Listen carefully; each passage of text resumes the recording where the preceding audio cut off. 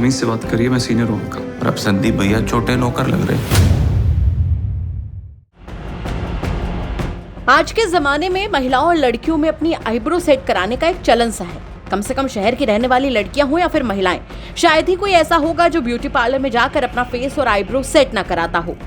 लेकिन कानपुर में एक बेगम को अपनी आईब्रो सेट कराना इतना महंगा पड़ गया कि उसके पति ने पत्नी की आईब्रो सेट कराने से नाराज होकर दुबई से ही फोन पर 3 तलाक दे दिया। जी हाँ, ठीक सुना आपने। दरअसल वो अपनी पत्नी से फोन पर वीडियो कॉल कर रहा था, जिस दौरान उसने पत्नी की आईब्रो सेट देखी और वो आग बबूला हो गया।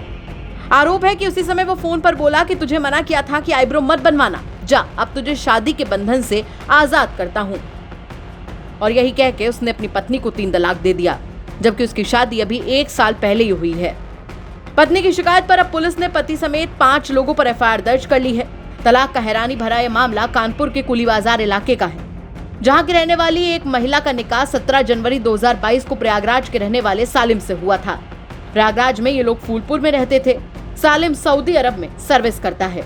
पत्नी ने बताया कि उसने एफआईआर दर्ज कराई है कि उसका पति 30 अगस्त 2023 को जब सऊदी अरब गया तो यहाँ उसके ससुराल वाले उस पर दहेज के लिए उसे परेशान करने लगे, जिसके साथ साथ उसका पति पुराने ख्यालों का है और वो फैशन पर ऑब्जेक्शन करता था। पूरे मामले पर पत्नी का क्या कुछ कहना है, चलिए आपको सुनवाते हैं।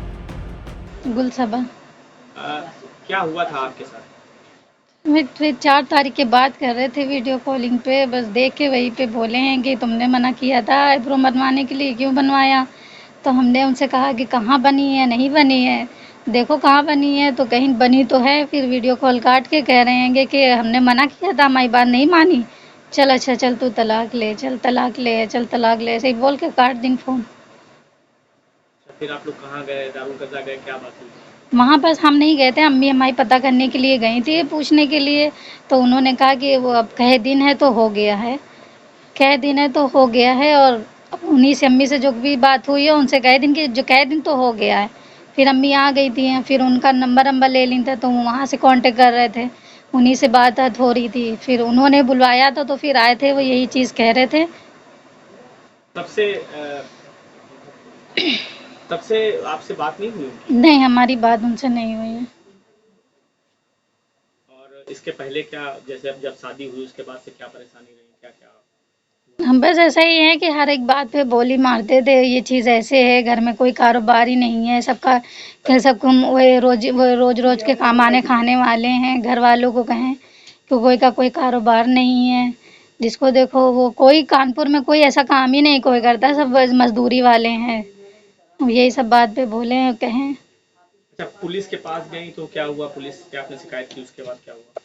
पुलिस से हमने कमिश्नर को एप्लीकेशन दी थी, उन्होंने तो दे दिया था। फिर यहाँ पे चौकी पे हमें बुलाई ने, वहाँ से पूछी, अम्मी ने बताया उनसे, तो कहीं ठीक है, उनसे बात करी सऊदी में, उनसे भी मना कर दी कि नहीं हमने नहीं कहा है। क्या चाहती हैं आप? अब जो न्याय है, जो सही है वही करें, और हम क्या कह सकते हैं। वहीं इस पूरे मामले पर पुलिस ने क्या कुछ कहा वो भी सुनवा देते हैं आपको। ये थाना बादशाही नाका पर एक महिला के द्वारा एक प्रार्थना पत्र दिया गया था, जिसमें उसके द्वारा बताया गया कि जो महिला है उसके ससुराली जनों के द्वारा उसे दहेज के लिए प्रताड़ित किया जा रहा है। साथ ही अभी कुछ दिन पहले इस महिला के पति ने इसे सऊदी अरब से इस बात पर तलाक दे दिया कि इस महिला के द्वारा अपने पति के मना करने पर अपनी आईब्रोज बनवाई गई थी। जैसे ही मामला संज्ञान में आया, तत्काल पुलिस ने इसमें कार्रवाई करते हुए मुकदमा पंजीकृत किया है और इसमें आगे की वैधानिक कार्रवाई की जा रही है। फिलहाल ये अपने आप में ही 3 तलाक का अनोखा मामला है, जो कि पूरे इलाके में चर्चा का विषय बना हुआ है। आपका इस खबर पर क्या कुछ कहना है, कमेंट करके जरूर बताएं। कानपुर से रंजय सिंह की रिपोर्ट, यूपी तक।